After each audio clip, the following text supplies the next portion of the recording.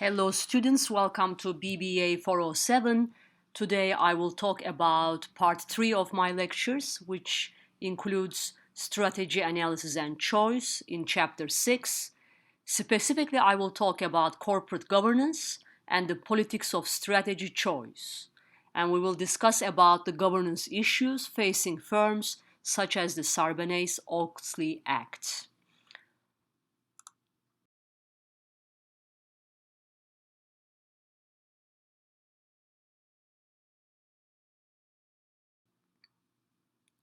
In the absence of objective analysis, strategy decisions too often are based on the politics of the moment. So making a strategy is a very political process. With development of improved strategy formulation tools, political factors become less important in making strategic decisions. So in other words, when formulating and implementing the strategy, it is very important to make the strategic process or strategic implementation process independent of politics. Politics will always be there. Political biases and personal preferences get embedded in strategy choice decisions. But our objective is to minimize the impact of politics as much as possible.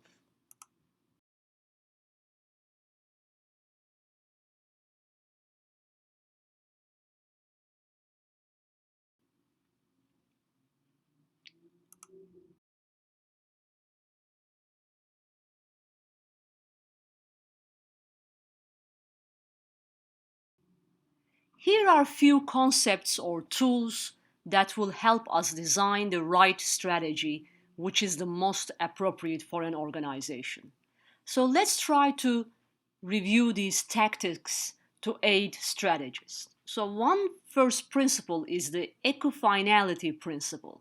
Equifinality principle, which says that in the system there are many different ways of achieving the desired outcome. So there are very different ways to achieving the desired outcome, right? So what this means is that it is often possible to achieve similar results using different means or paths. The second principle that will aid the strategists is the satisfying principle. This means is that achieving satisfactory results with an acceptable strategy is far better than failing to achieve optimal results with an unpopular strategy. So as long as we satisfy the minimal criterion, we can use that strategy that will give us satisfactory results. So in other words, the objective here for the strategies is not to achieve the most optimal result. The objective is to satisfy the minimal criterion that will give us the satisfactory results. So if we focus on the strategy that satisfies the minimal criterion, it is okay to use that strategy. Even though that strategy can be quite unpopular among the managers, or it can be quite unpopular among your audience, but it is still okay to use that strategy as long as it satisfies the minimal criterion. The third concept is the generalization aid or tool, right? Generalization includes shifting focus from specific issues to more general ones, which may increase options for gaining organizational commitment. Or think about the current crisis that we are facing.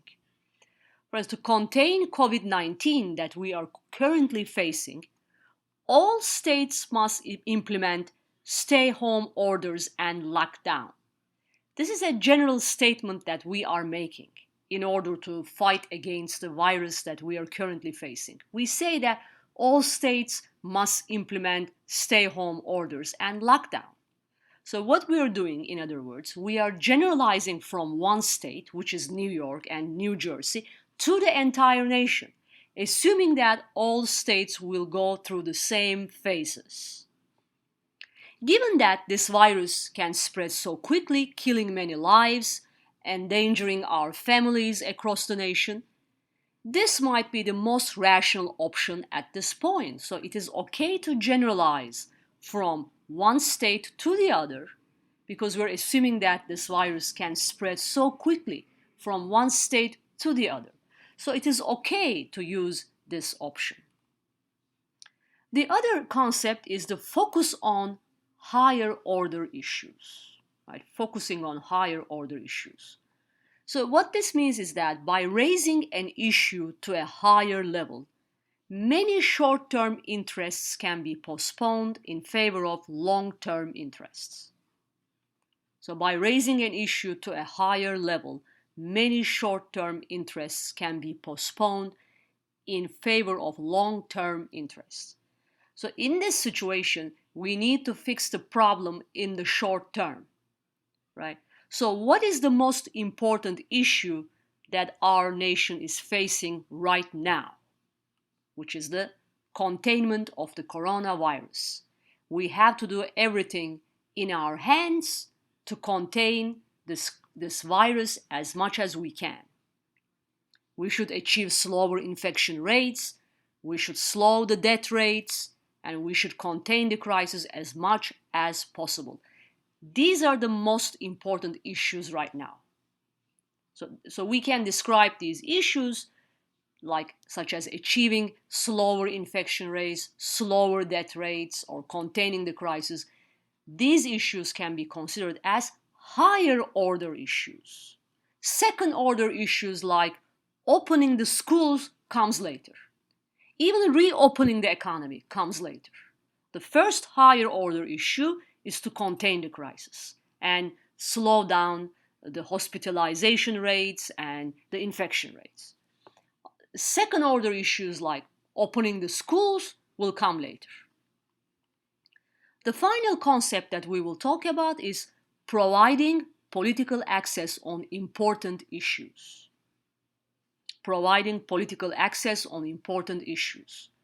Strategy and policy decisions with significant negative outcomes for middle managers will motivate intervention behavior from them. What this means is that we need to give middle-level managers certain authority and political access on important issues. So middle-level managers should have a say and have certain authority and political access on important issues. Especially like when there is a crisis in the firm, right? Middle managers should act decisively to contain the crisis.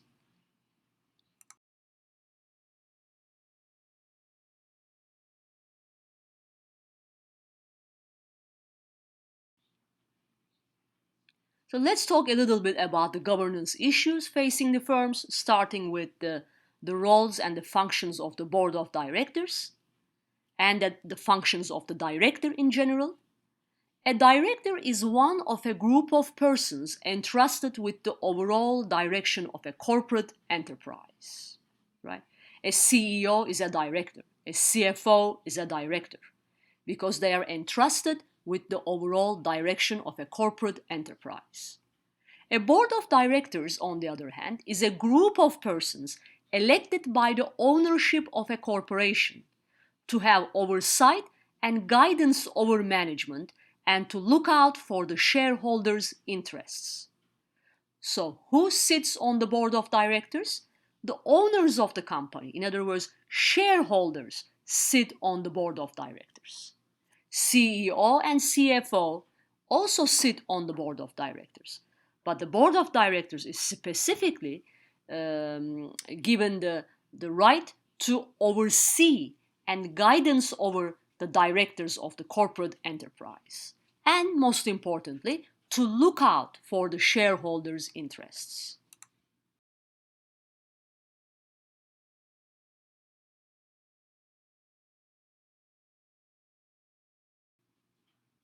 So let's look at table 610, which summarizes the duties and responsibilities of the board of directors. Please make sure to review this table very, very carefully. Make sure to review this. So the recent recession and the credit crunch that we faced in 2008 prompted shareholders to become more wary of boards of directors. So shareholders are becoming more and more involved in the management of directors. Shareholders are now demanding that their boards do a better job of governing corporate America. Shareholders are now demanding that their boards do a better job of governing corporate America. Shareholders have also become upset with boards for allowing CEOs to receive huge end-year bonuses when the stock price drops drastically during the year. So what should be the role of the shareholders in terms of overseeing, supervising, and regulating their boards and the CEOs?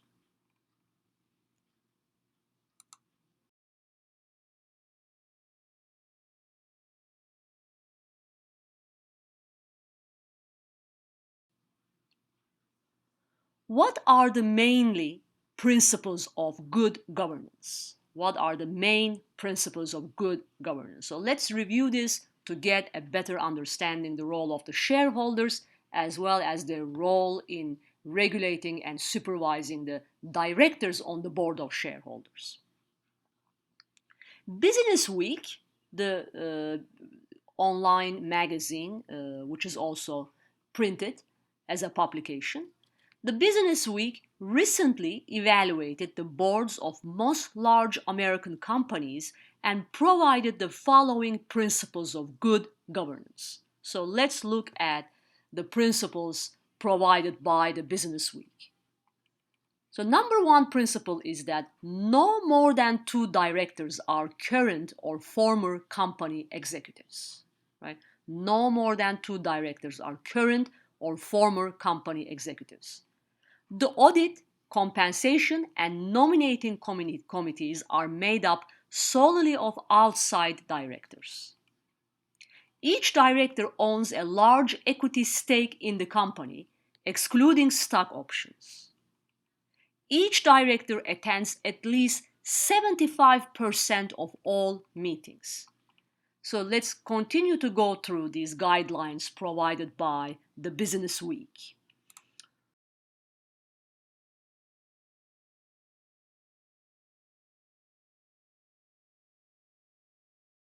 Okay?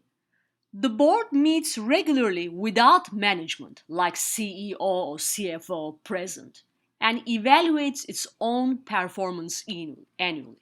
So in other words, the performance of the CEO and CFO, CSO, like higher level management, is subject to regular audit and performance by the board of governors. Okay? The CEO is not also the chairperson of the board. The CEO is not the chairperson of the board because this is mainly a conflict of interest between the CEO and the shareholders. So CEO cannot be the chair because there can be a conflict of interest between his responsibilities and his loyalty to the shareholders. Stock options are considered a corporate expense.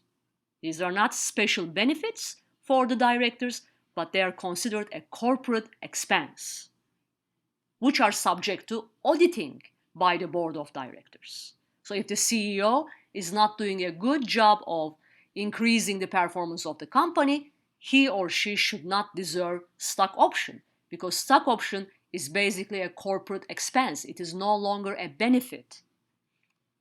There are no interlocking directorships where a director or CEO sits on another director's board.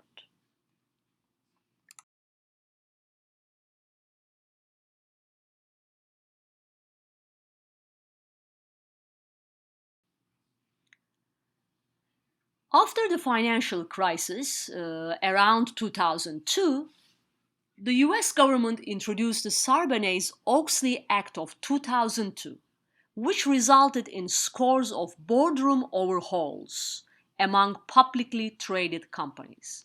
Don't forget, the Sarbanes-Oxley Act is only applicable to publicly traded companies, which trade their stocks in the stock exchange and which has a board of directors, right? So this is not applicable to private companies which are not traded in the stock market. It is only applicable to companies which have large shareholders and which are publicly traded in the stock market. According to the Sarbanes-Oxley Act, the positions of chief executive and chairman are separated. Okay? On the board audit committees, there must at least be one financial expert as a member. So one financial expert with a finance or accounting degree should sit on the board of directors, especially in the board audit committee. Okay? Board audit committees must meet 10 or more times per year rather than 3-4 times per year. There is now more and more pressure on directors to stay informed and execute their responsibilities. And this pressure nowadays is mostly executed by the audit committees in the board of directors. So think about board of directors as a very unique entity, and it has different committees. And one major committee is the audit committee, which oversees or supervises and regulates the books and the functions, and particularly the books and the financial statements of the corporate enterprise. Those are being audited not only by internal auditors, but also external auditors, like financial experts, which sit on the board of directors.